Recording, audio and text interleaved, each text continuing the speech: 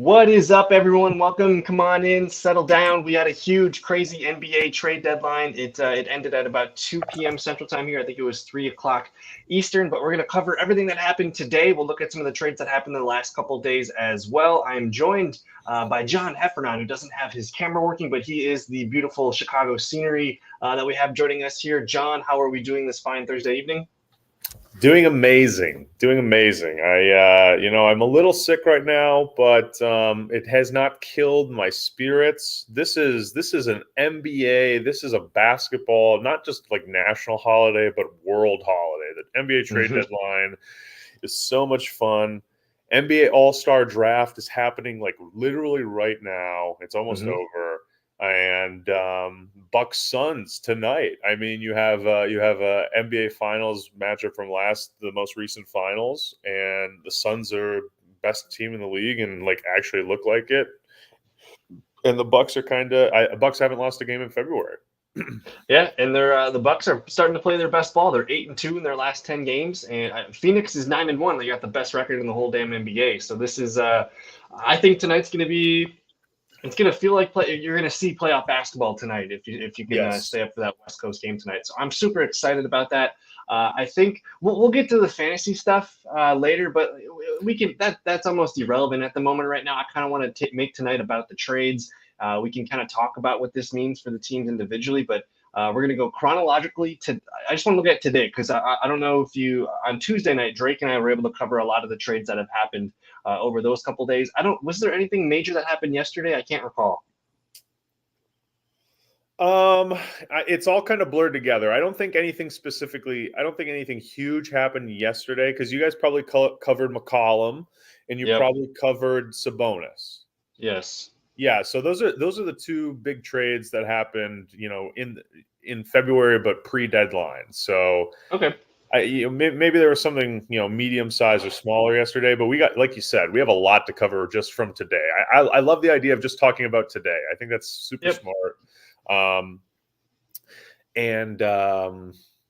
had one idea. Maybe we could try to pick the fantasy winner and loser of each specific trade. So like. Okay. Or if there's only like two players in a trade, we just pick. We say one good thing about it or something. Yeah, and I think we can kind of just quickly and briefly just like shout out what some fantasy analysis could be for this. But to start things off, we have this to start the day off. I guess we had this 4-team trade. Marvin Bagley being the centerpiece of it all. Again, the former number 2 overall pick of the 2018 draft. Reportedly dealt to the Detroit Pistons as part of a 7-player, 4-team trade involving the Clippers and Milwaukee Bucks. So this is how it ended up going. Detroit receives Marvin Bagley. The Clippers ended up getting Semi Ojeleye and Rodney Hood. I'm not sure if they got anything else. It seems like they need something else in this, maybe cash or something. I'm not sure. Milwaukee was able to secure Serge Ibaka from the Clippers and 2 future second-round picks plus cash, and then the Kings got DiVincenzo, Josh Jackson, and Trey Lyles. So we're Bucks fans. What is your initial reaction to this 4-team trade here? Yeah, I mean, selfishly, in my heart, this trade really hurts because I really enjoyed DiVincenzo. I know he missed the finals run last year, but just thought he was a guy who always he always was one of the few players that attempted to match Giannis's energy on the court at most of the time. I always really appreciated kind of the effort and grit that DiVincenzo played with. So certainly one of those guys I'll personally miss a lot. I haven't watched a lot of Ibaka this year, and I've just been recently kind of looked at some things and saw some stats, aggregate stats and more recent statistics for him. He's not really been impressive this year. He has been more impressive lately. Maybe, a lot of teams like to try to show guys off before the trade deadline. So maybe a little bit of that.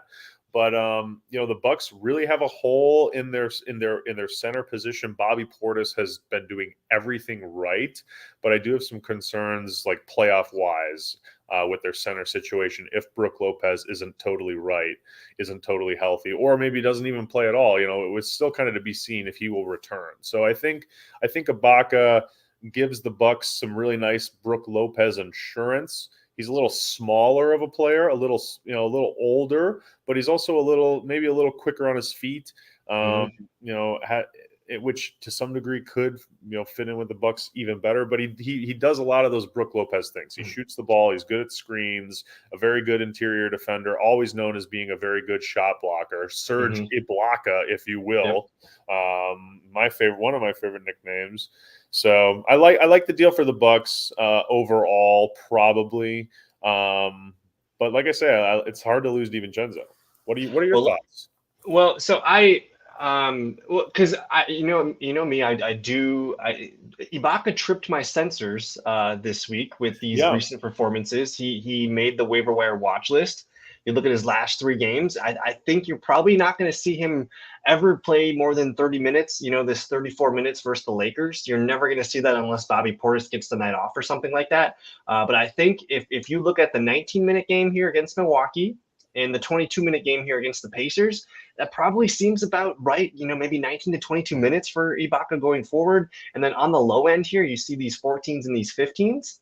That's probably what we're looking at, about 15 to 20 minutes for Ibaka. And you look at the numbers that he puts up with those. I mean, here you got 20, 37, 35.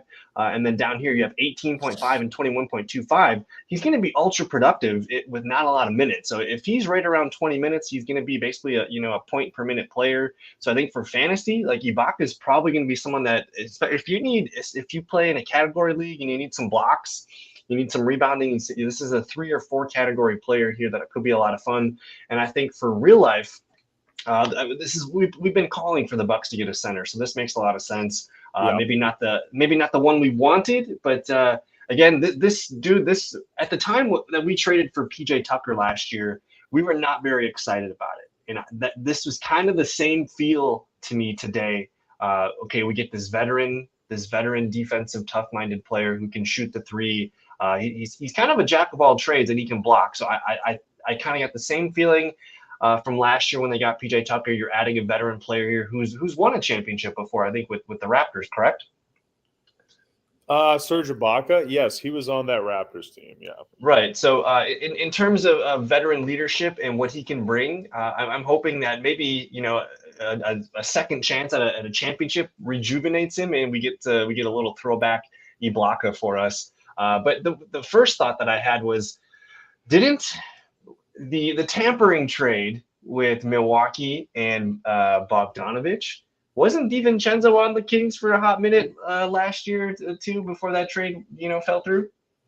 Yes, I believe. Yes, that's a great callback. And I believe your memory is serving you right. Yeah, Dante was part of that Kings trade. I think we had there was someone else in there for salary filler, but yeah, I remember Dante was the piece that the Kings kind of wanted in return for Bogey, and so they finally got their guy. So it doesn't surprise me that DiVincenzo's gone, and I if I can remember correctly, too, DiVincenzo's going to be a free agent next year. So this is purely the Bucks. Essentially, the Bucks, they were able to get Ibaka, 2 future second picks, which we'll see what they can do with that in the future, and cash for a guy that they weren't going to keep in their future plans. I think if anything, this means more Pat Connaughton, more why can't I think of him? Grayson.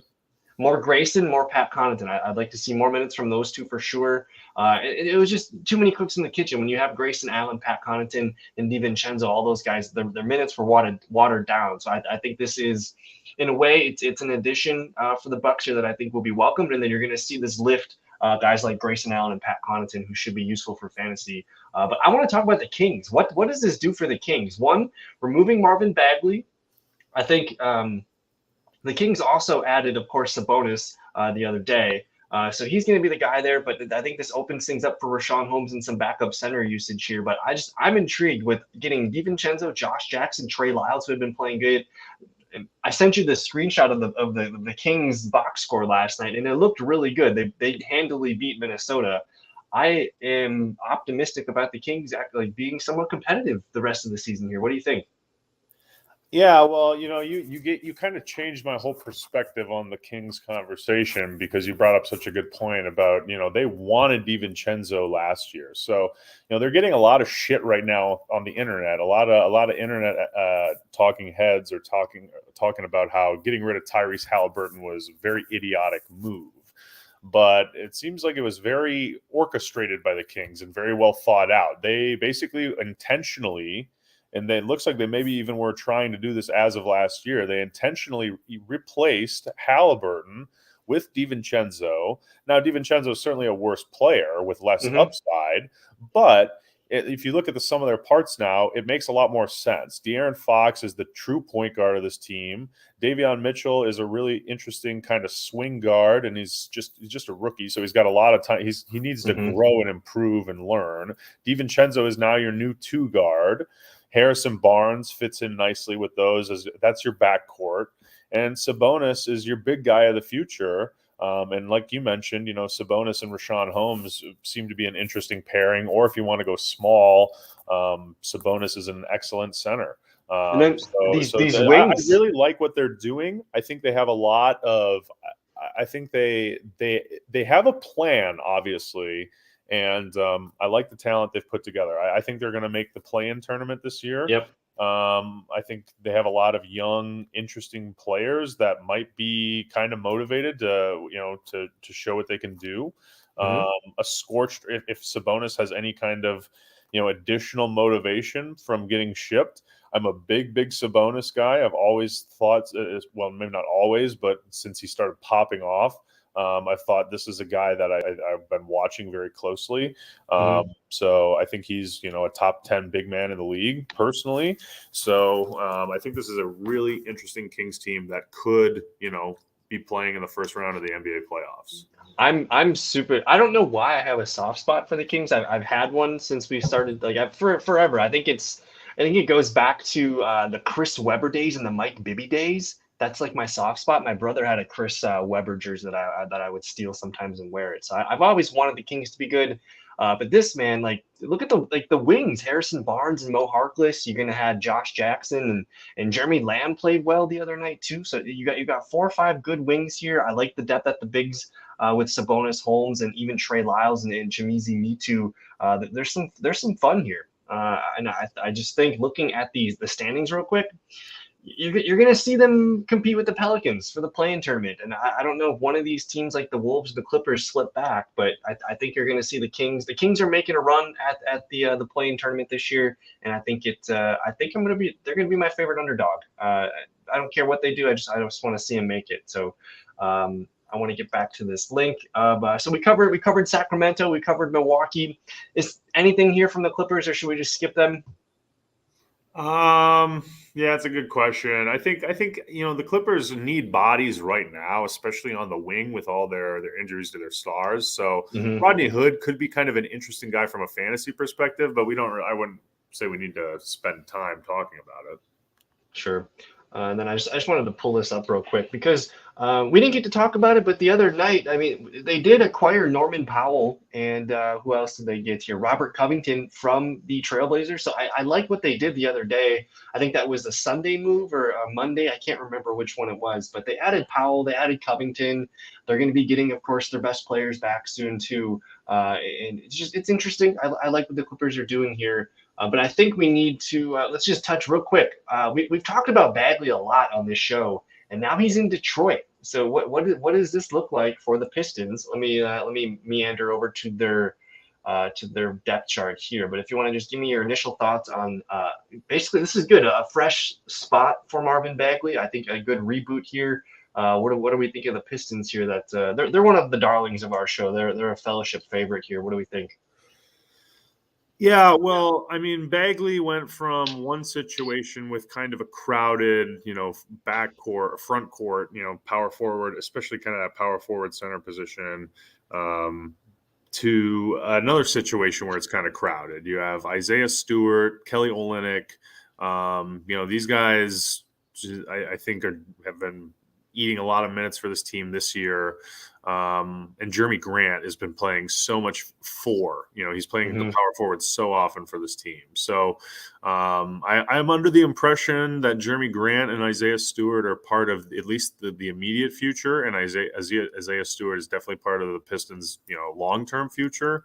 So not sure where Bagley fits in, but if the Pistons are truly trying to kind of learn about their young talent, Bagley instantly becomes that guy.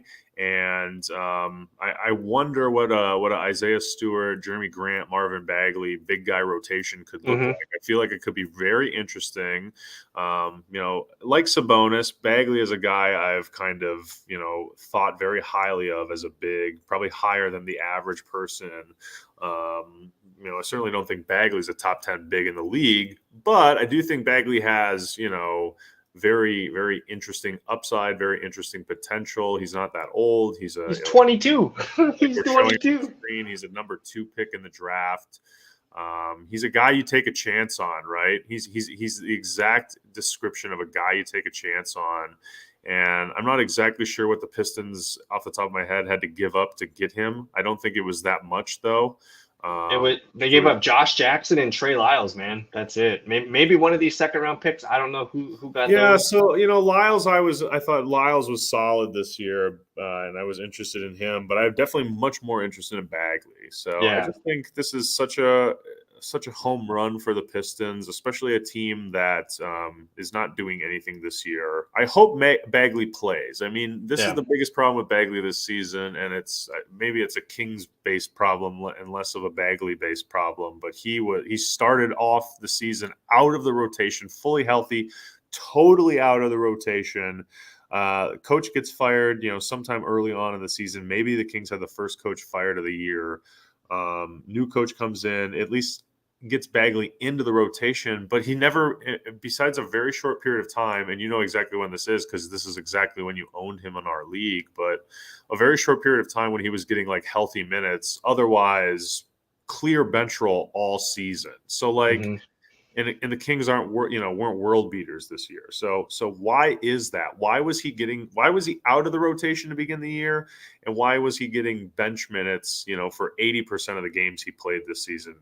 I don't have those answers. Those things concern me, but hopefully a change of scenery and minutes. Get this kid some damn minutes. Let him play basketball. Hopefully that combination works out in his favor. I want him to succeed. It's the Pistons. They're one of our favorite, our darling, one of our babies on this show that we're hoping that they can grow. And I'm excited. Like you're starting to see some big primetime names on this team now that could bud and develop in the future. And hopefully Bagley can kind of reach in, maybe if he can start to claw 25 minutes, up to 30 minutes per game, you're going to see some good things there. So I'm excited about this. I think it was a fine trade all the way around. I think we did spend probably too much time on this one though. So let's keep it moving. This one I just want to offer it up real quick. Kind of a weird trade.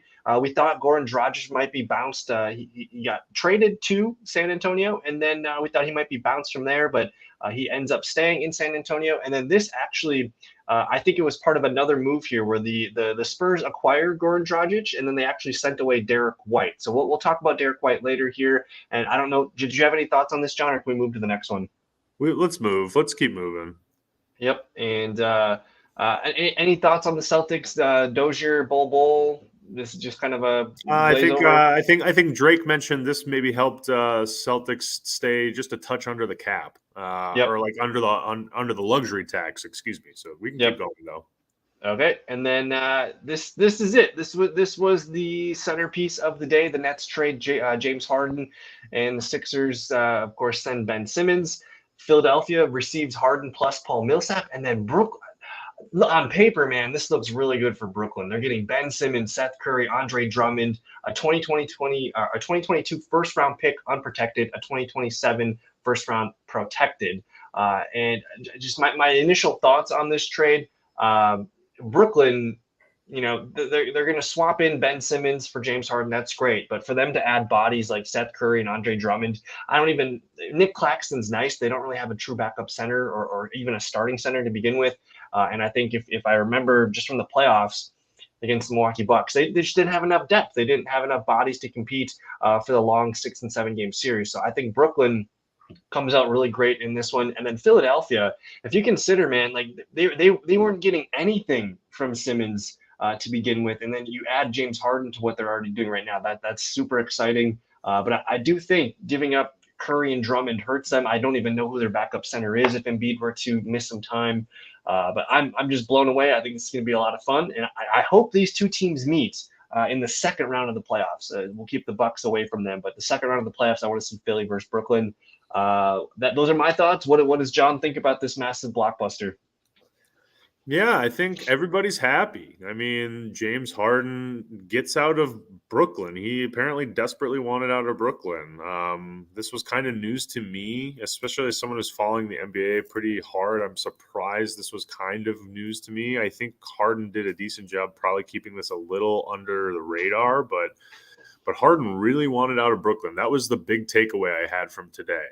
And the best information I have, and a lot of it is coming from, my friends and things they're reading online. So it's just pure blatant speculation, is he had a problem with Kyrie. So a lot of this is just this has just been a fascinating day all around. And the Brooklyn Nets both of these teams and really both of these players have been at the center of a lot of controversy, and some of the biggest, maybe not necessarily controversy, but the biggest pieces of NBA drama for the past 2 seasons. Let's not forget now, this is the second time Harden has forced himself out of a team over the past 2 seasons. He did it in Houston last year. I think a lot of people empathized with him because Houston was just terrible. But now he's doing it again this year. And I think when you do it, when you try to force yourself out of a very successful, very lucrative, very promising situation, people can be a lot less empathetic. So I'll be very interested to kind of monitor the Harden reaction over time now, for the rest of the season. But I think basketball wise, Harden and Embiid make a lot of sense to me. Harden is an absolute maestro at running pick and rolls. He is an absolute maestro when the ball is constantly in his hands. So, that's a situation that Philadelphia could have used. So he goes into a perfect situation for himself. Embiid plays really well with people who can shoot and who can get him the ball and get him the ball in good situations.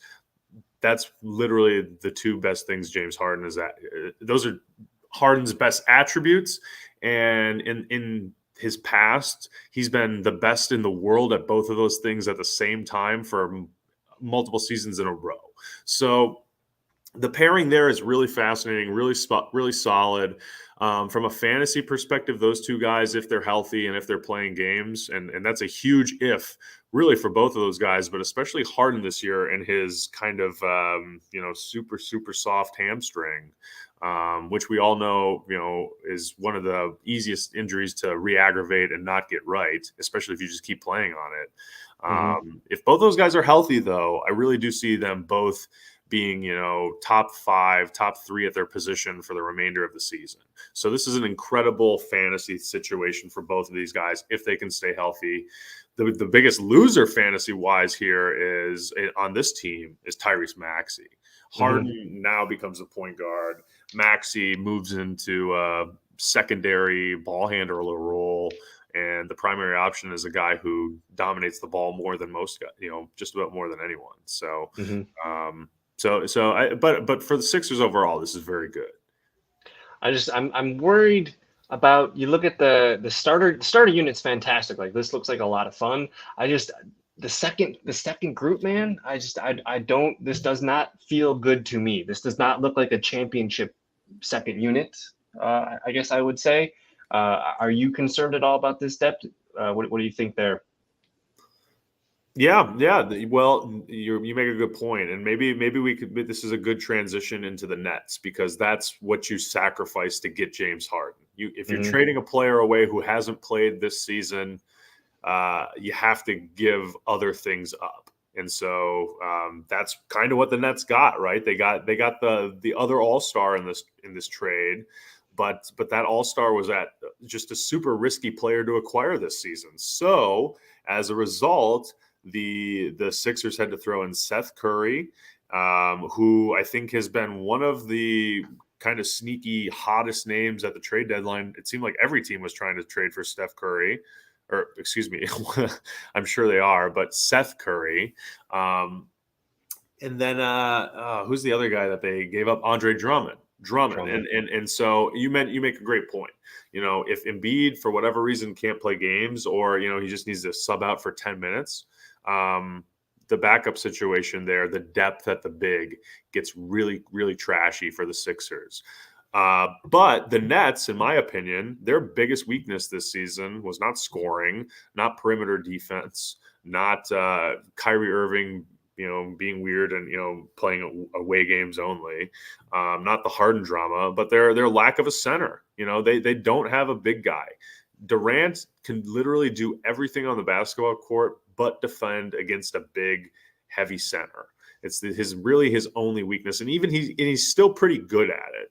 But it's just not what you want to use Durant to do. So getting Andre Drummond, I actually think, is maybe the most underrated positive part of any deal that was made this trading deadline. Actually, I think he's probably not getting talked about much at all, and I think he's going to be absolutely huge for the Nets. Even if he only plays 20 minutes a night, I think he's going to be absolutely huge. And he's only 28 years old, so I'm not going to buy that he's overrated. And especially if you look at his wear and tear this year, they really weren't wearing him down. You see, 16 minutes was pretty much the most. He did get a spot start here, 43 minutes. So it's like when he needs to play 20-some minutes, like, you're going to get a very productive player. And he has shown that he can still carry the load. And I think back in November when Embiid was missing some games, like, he was putting up monster numbers, so he can still do it. I think this is probably the most underrated part of the trade, and it's probably the deciding factor that's going to put the W for the Nets side to me. But man, this was and like I was thinking about like fantasy winners and losers. I think Andre Drummond is the biggest fantasy winner, from the Brooklyn side of this trade. For people who are actually playing basketball this season, obviously the true fantasy winner of this entire deal is a guy you were probably just about to talk about. And if you want to take it away, go ahead. Ben Simmons. Well, I'm curious how this whole thing's gonna mesh here. Like, who's bringing up the ball? Is it Ben? Is it Kyrie? Does that even matter at this point? I think you're gonna see Drake could probably talk best about Kyrie among the three of us, but I think you're gonna see Kyrie be more of a shooting guard role, which I think is good for him. And if anything, Ben Simmons, he's going to just complement Irving and KD so well. Like, those guys are some of the best scorers in the league, and we know that Simmons is he's a phenomenal and super smart basketball player. He's not a shooter, and that's okay. You don't need Simmons doesn't need to be a shooter for him to be a good player on his team and have success with his team. So I think he is like the ultimate player friendly guy that you can just plug in here, and everyone else is going to get better. He brings length to that team too, and some toughness on defense. I think he's going to be a fun matchup for them. But adding Simmons, I think he's a player. I don't know if I can say this about Harden. I don't know if Harden makes other players better, but I'm pretty sure Simmons can make the players here on the Nets better. What did you think about that? All right. I wish my camera was working tonight. Now I'm actually pissed. Because this is John Heffernon Flowers time. I drafted Ben Simmons in our league in like the 6th or 7th round. I've been holding him in an IR slot all season, and you guys, everyone on this listening to this knows how important those IR slots have been this year. So it's been tough. For anyone who's did a similar thing in their fantasy draft, good for you. I think this guy's about to get 30 plus minutes a game, and he gets to basically play every home game. He's the only star on this roster right now that's healthy and not 35 or older. Durant's coming back soon, and I think him and Durant complements Simmons. Like, Embiid is amazing. Durant is obviously a better basketball player, but they're both, apex all-stars, some of the best players in the league, legit MVP caliber players. But Durant and Simmons pair so perfectly. Like, they just cover each other's deficits so very well. Whereas Simmons and Embiid don't pair very well at all, because you mentioned it already. Simmons doesn't shoot, and he can't shoot.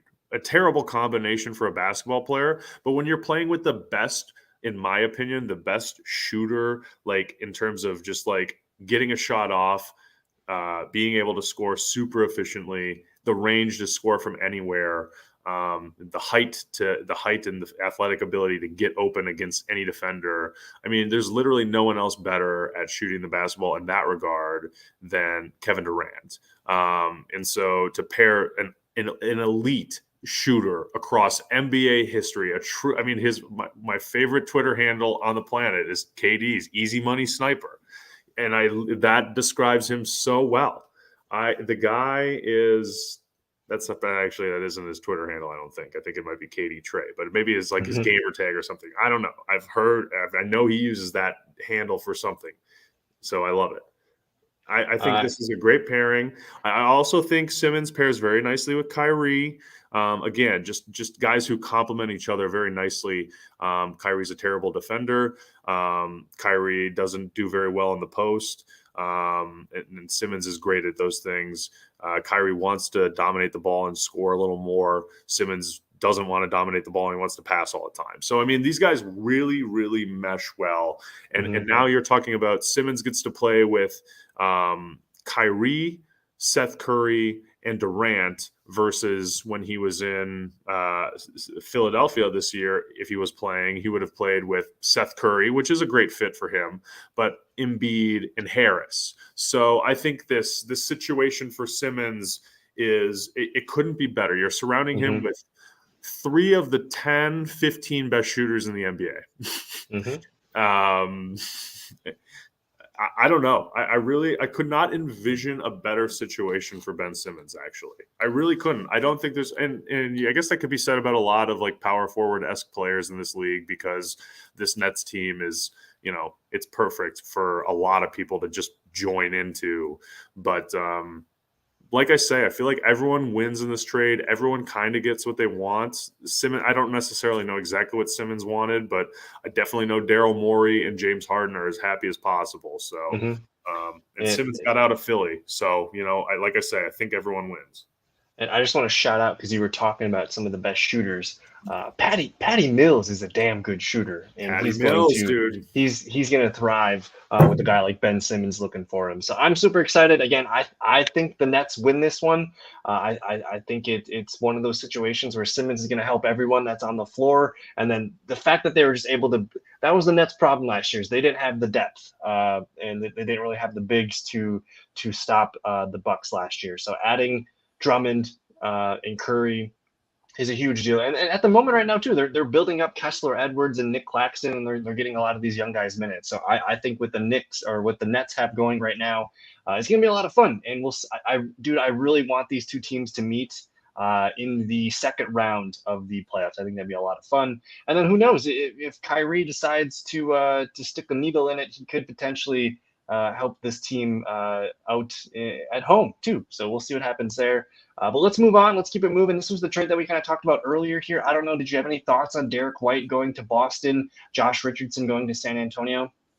Yeah, this was a really good deal for Boston. I mean, Boston has a need for a point guard. I think their starting lineup now, to me, it looks like Derek White, Marcus Smart, Jaylen Brown, Jason Tatum, and Robert Williams. And I know they have some depth issues, but that's a really, really awesome starting lineup, in my opinion. Like really, really awesome. Like, and then, I think they all mesh well together. I really like this trade for the Celtics. Well, let's keep it going. Let's talk about the addition of Daniel Tice, the return of Daniel Tice. This was kind of funny, because this was a player that I was talking about with Drake on Tuesday night, because he ended the show asking me, Kyle, like, who do you want the Bucks to acquire as a center? And I threw out Daniel Tice, because he's just a guy that does a lot of dirty work, and he's a good player. He doesn't, pop up in the box score, but he can do some fun things. I think Boston here, we don't expect a lot of Boston out of them, for the playoffs here, but they're sitting as the 7th seed. They're literally right on the edge here of being, well inside the play-in tournament here. So I think this is a move that puts Boston in shape to flirt with the 5th or the 6th seed here. What do you think of the long shot odds here of Boston maybe getting into the first round and stealing, I guess? What's the future outlook of this team right now? Yeah, well, Boston's in the mix. I mean, they're like every other team kind of in the Mhm. top / middle of the East right now. They're in the mix. They're only, a game and a half, 2 games out of the 1 seed or the 2 seed, either or. But I think this helps them a lot. I feel like they've been underperforming this year, but they basically have ended up, kind of just right there with everyone else in the East. So I think they should spark them, Mhm. and they should be better. And as a result, I mean, yeah, they could be competing for the 1 seed in 2 weeks. I think I right that they're don't know. 4.5 games back. So I was going to say the biggest difference, essentially, you're looking at Derek White versus Dennis Schroeder was there. They sent him away, I believe, too, right? Was that the main part of the deal? Yeah, they sent Schroeder away. I don't know if it was necessarily part of the deal, but they sent him away. That was that was a day or two ago, I believe. But essentially, that opened it up for Derek White, correct? Or was Schroeder? Am I thinking wrong? Was Schroeder on the Celtics this year, or is that? Yeah, Schroeder was on the Celtics. Yes. All right, so you're plugging in Derek White, who's Derek White's a really good, consistent scorer. So I think for fantasy, that's going to make him an interesting guy here. That you can help. You can just help be that kind of that third or fourth option for scoring for the Celtics. So something to keep an eye on. I do like the depth here that they've acquired, and it should be a little bit. It's going to be fun. Like this East, man. The East is you got the Nets here at 8. Toronto's playing their best ball right now. The Celtics are playing their best ball right now. A lot of fun happening in the top half of the East. But let's keep it moving. What do you got here next? Did you want to cover this one? The Suns got Torrey Craig back, Jalen Smith, and a future second goes to Indianapolis. Shout out to Torrey Craig, one of my favorite journeymen of all time. Keep going. The Montrezl Harrell. So the Charlotte Hornets, who had actually been playing some of their worst ball, I think they're 2-8 over their last 10 games. They get Montrezl Harrell, and they only have to send Ish Smith and Vernon Carey Jr. What's your initial reactions to this? Yeah, well, I think this is a really good get for the Hornets. I mean, Trez is he's a smaller big, but he's a very athletic big. He runs the court very well. He's literally one of his like key attributes is his energy and his hustle, right? Real quick. Did you watch the Bucks Wizards game like a week ago? I missed that one. Oh my God. So what happened early in that game, Wizards Bucks, it was in Milwaukee. Thomas Bryant had an ankle injury a few minutes into the game, and then it was Montrezl Harrell show, and that the Bucks could not do anything. So he's not as tall as a traditional big man, but he is a big dude. He's a bully, and I think this is you don't think of the Charlotte Hornets and think of toughness. You think of the scoring and the electric offense that they have. This is an attitude addition for them, as well as a really good player on defense and all sides of the ball here. So I just wanted to shout that out. But Harold he wrecked the Bucks and he got them back into the game. And I wanted Milwaukee to do something about it. But Wow. anyways, No. This is. I want to keep talking about that point actually, and you can stay on this roster here. So that's a great point. I'm gonna bring that back up in a minute for a different reason. But I've definitely seen Harrell wreck the Bucks when he used to be with the Clippers. Harrell is a weird kind of difficult matchup for the Bucks. Giannis is not. Giannis is most of the bigs that Giannis plays against, they're he outworks them. He's not used to a big that works as hard as him on the other team. So I've always found Harold to be kind of a pesky problem for the Bucks. But one of the things I was going to get to here is I thought the Hornets' biggest weakness this year was so far is just kind of their lack of of bodies at the center position. So Harold immediately solves that problem for them between him and Plumlee, and whoever else they've been using, Kai Jones. They've been using PJ sometimes as the 5. Well, PJ is 6'6", so that's insane to me. and you got Bridges playing the 4 most of the time too, and PJ I know plays a lot of 4, and Bridges is like 6'6". So again, they really could have. They needed some big guys. So I think this was a huge get for them. And then from the Bucks' perspective, this is problematic because for 2 reasons. Harrell, you just mentioned this, and I think this is a really astute point, and I would have totally missed it. Harrell is a problem for the Bucks, documented. I think if you go look up some Clippers Harrell against the Bucks box scores, you'd see some crazy games from him, and we certainly just talked about one that happened like literally a week ago. And I've said multiple times on this podcast, I think I think the Hornets are the biggest or one of the most one of the worst possible matchups for the Milwaukee Bucks in the NBA playoffs. They kind of remind me of the Miami Heat of the bubble season, where every regular season game that I've seen, I think I've maybe missed one of them, but every regular season game I've seen of Bucks Hornets have I feel like they've dominated. And now maybe they haven't blown the Bucks out in all the games, but they've won most of the games. And I feel like they just control the game from beginning to end. Giannis, for whatever reason, is kind of confused against this team, or doesn't, have his same, kind of just dominating performances against this team. And so if you add another kind of Bucks killer to a team that I think is kind of already full of Bucks killers, I'm actually starting to be very concerned about this Hornets team as a Bucks fan. And if they can beat the Bucks, every team in the East needs to pay a lot of attention to this team. This team is very scary. So they're 1-3 against the Bucks. I think our most recent memory is they had a two game back-to-back homestand here where they beat us 2 games in a row. Terry Rozier was just off the charts here. I'm going to make another metaphor here. The Hornets to the Bucks are like the 49ers to the Packers. It's just a bad matchup. This is a team that shoots the ball really well. If I remember correctly, this is a team that leads the NBA in points per game.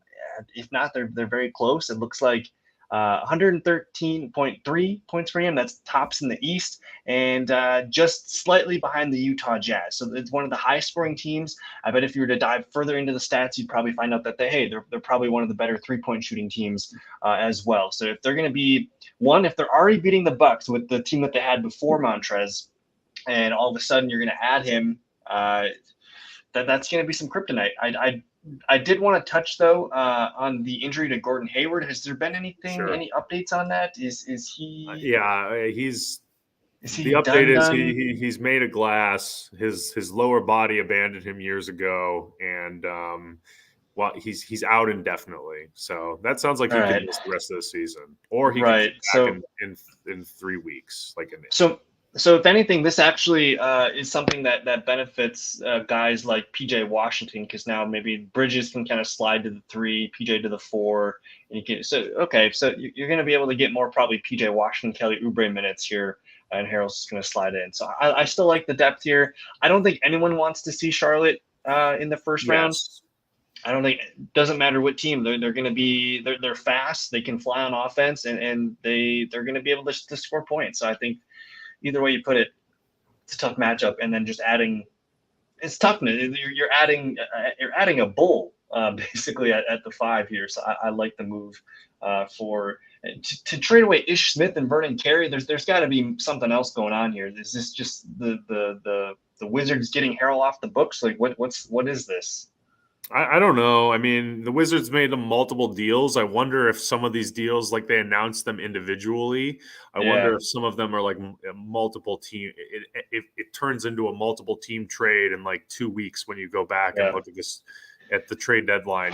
Sometimes they stitch some of these trades together when they get reported as individual trades. So I wonder if it's part of something else, but I also agree with you. It feels like Washington gets like no return on Harrell, which is confusing. So maybe they just wanted to get out of his contract. Who knows? I'm not really sure.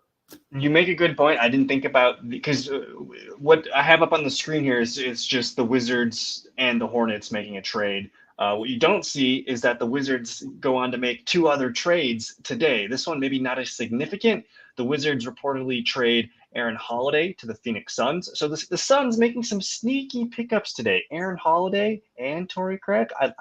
That's good depth for them. I'm into that. That's really good moves for a team that the team that was really, to be fair, like they only had about 7 or 8 players that were running deep on their roster. So this is adding 2 really good bench pieces here. Washington gets a trade exception. Not sure what that means, and cash considerations. But we'll move on here to this was the one that made me like spit in my drink, because I was just like, Porzingis to the Wizards.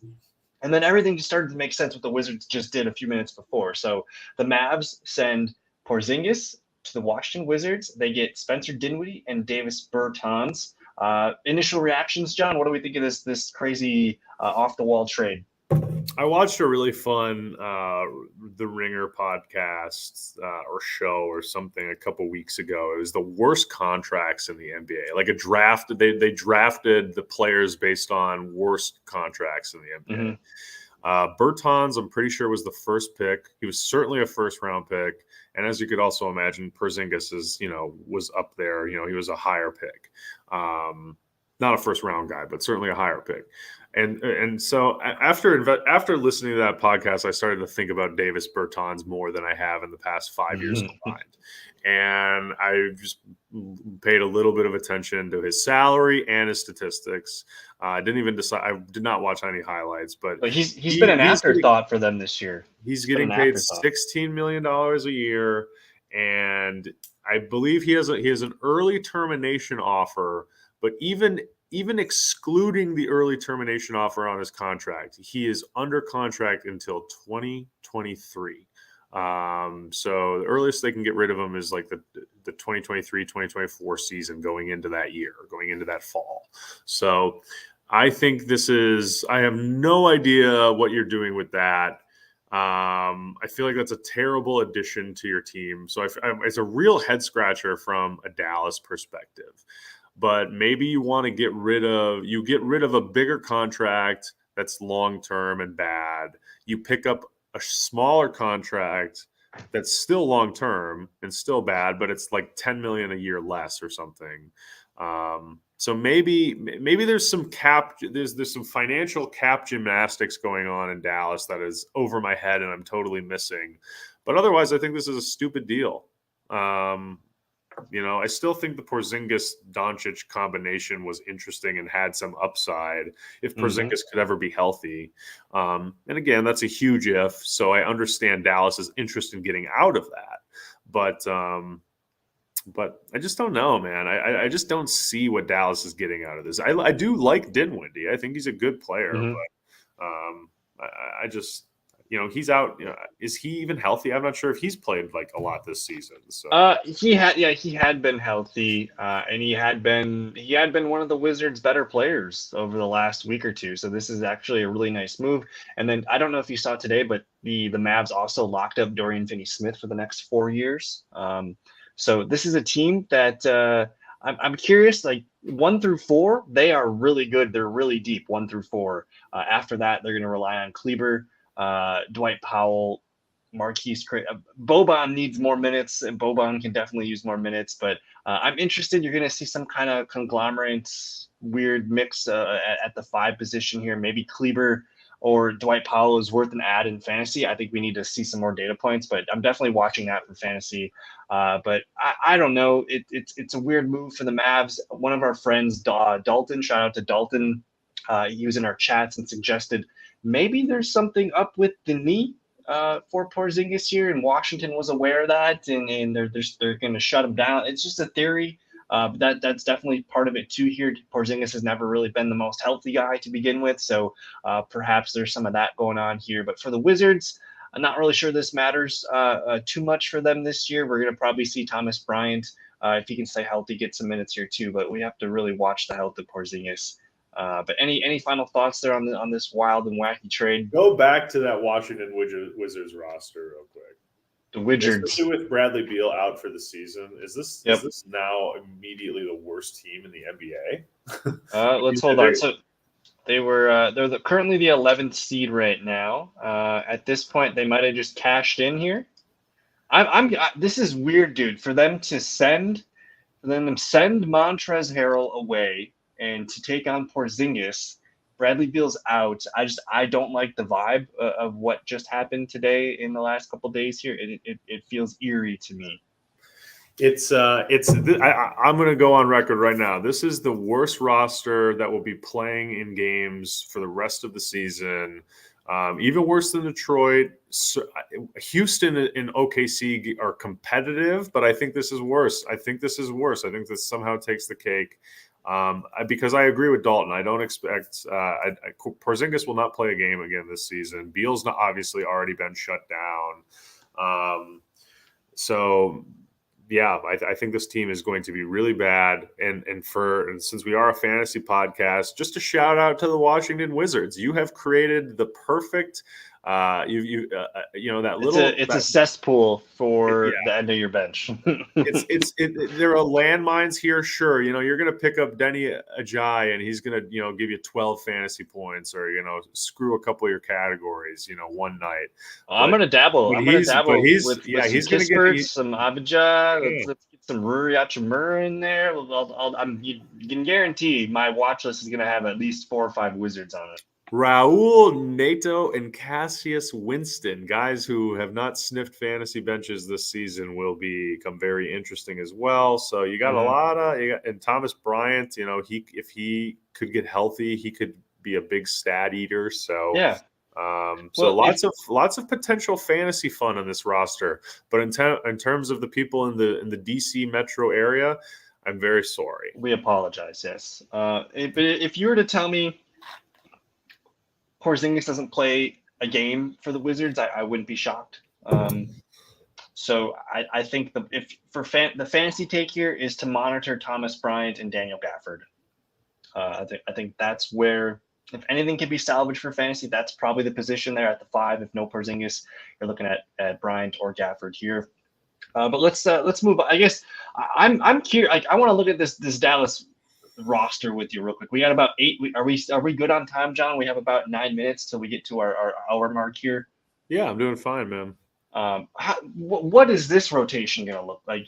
I'm sure, Luka and Brunson have been one of the top 2, guard. That's some of the best guard play in the league right now. Those 2 guys, and Bullock and Dorian Finney-Smith are really good wings as well. Not sure what to expect from the 5s, but I like the depth here. You're going to have a versatile lineup of bringing in, I guess, Brunson, Bullock, Dorian Finney-Smith. Those guys are kind of, they're just versatile pieces here. I don't know how Bertans is going to work into this. I think Dinwiddie is going to be fun to kind of ease into this. And I did notice Sterling Brown, who we know well, had been playing some good. When he gets the opportunity, he plays well for them. So I really like their positions and their depth 1 through 4. But I'm kind of scratching my head at the 5.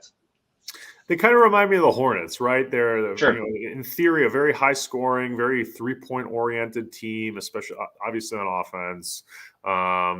On defense, they're kind of scrappy. They have really awesome wing defenders. Dorian Finney-Smith, we've talked about many times, one of the better wing defenders in the league and a super underrated guy.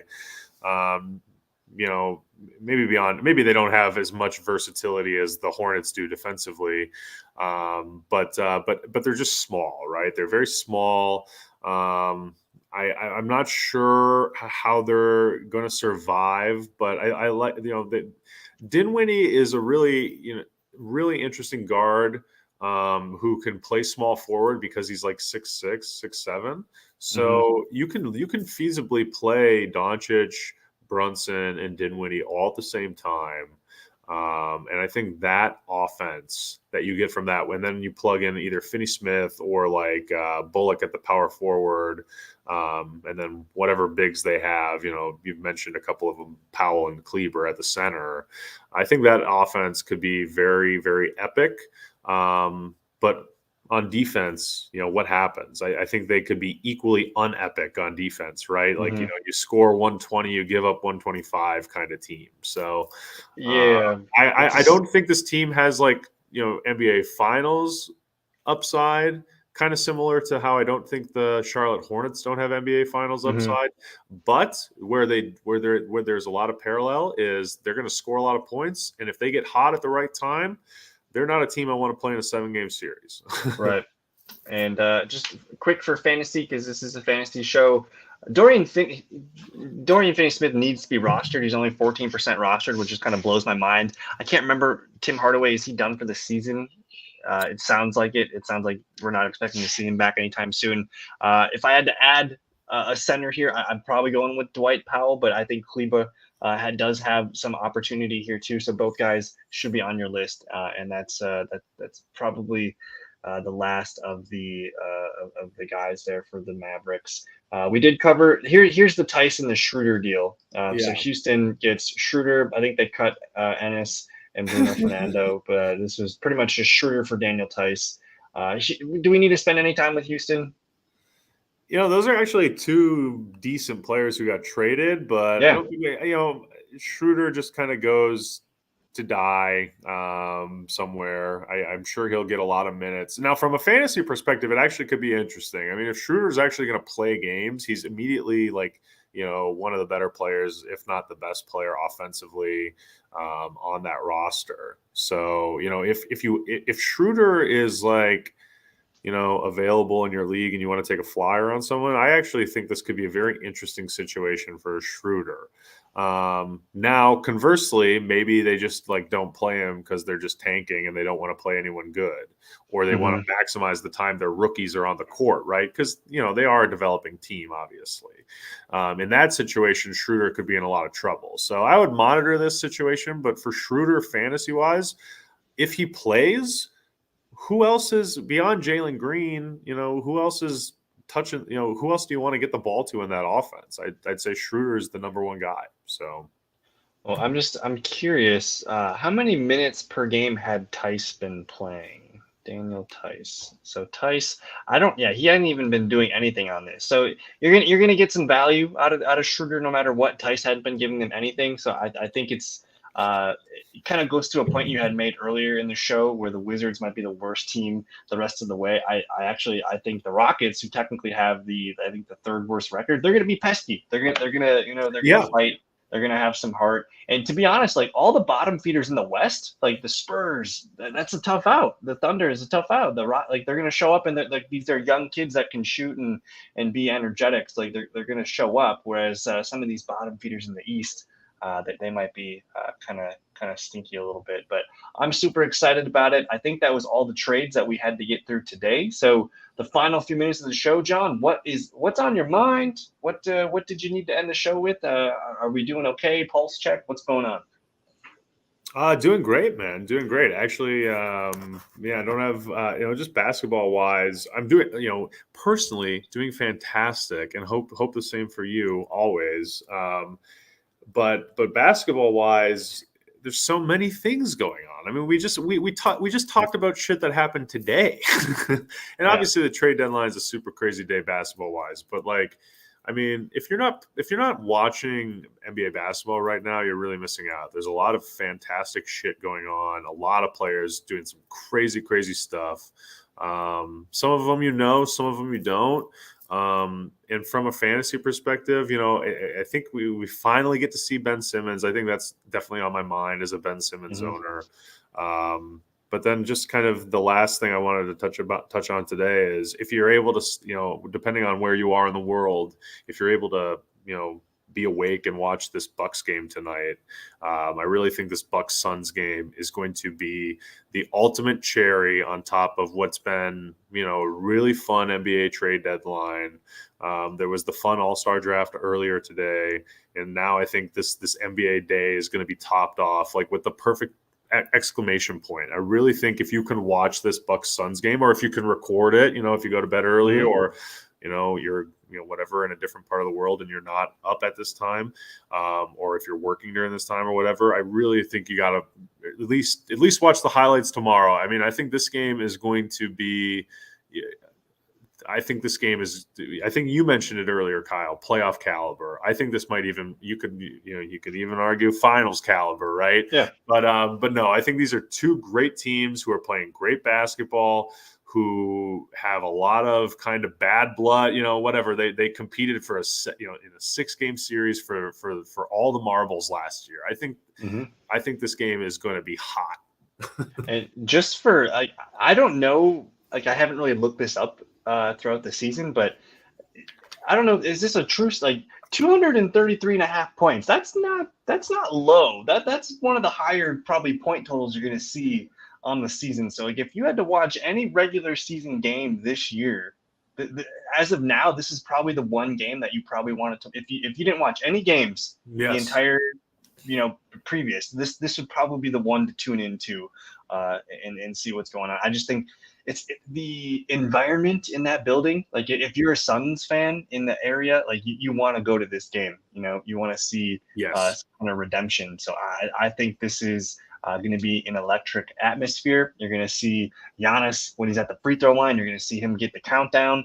You're just going to see a lot of memories from that awesome finals series. So I'm excited about that. I'm ready. It feels like we got through all the garbage with COVID. We got through a lot of the kind of the shitty basketball in December and January. In February, it's gifting us with an epic trade deadline. We have the All-Star break coming up here, and then we get to see where everyone's going to be seated. So I'm just excited. We're in the thick of it, and looking forward to tonight for sure. So any final thoughts before we get out of here, John? Watch those Wizards, you fantasy fans. Watch those Wizards. I guarantee in your finals championship, or your your final matchup, the finals, the championship game in your league, I guarantee Corey Kispert, Denny Ajay, one of these random Wizards, Raul Nato, he might even be part of it the whole week, but I guarantee he pops up for at least a game or two. Oh, we're going to be on, guys. Pay attention. And we're going to be on some KCP for the finals, so we'll see what happens. I'm just that game. The Wizards are actually playing right now, so if you wanted a sneak peek, I believe they're on TNT against the Kyrie's playing. The Nets are on. Kyrie's on the court. So if you wanted to, I guess, get some stretching in before the Bucks Suns, get down with the KCP. Go ahead and watch that game. But that's going to do it. This was a lot of fun, John. I'm excited for what's going on. I think next week we have to sync up either Tuesday or Thursday night. Drake and I had the idea. Let's do our mid-season awards show. We'll kind of just talk about some of the players that we think deserve a shout out. Yes. But Tuesday or Thursday, we'll get that figured out. But that's going to do it for tonight's show. Thank you guys for watching. Subscribe to the channel if you're new. We're so close to 400, so hook us up if you can. And I don't know, enjoy the rest of your evening. Have a good weekend. We'll see you guys later. Peace. Peace.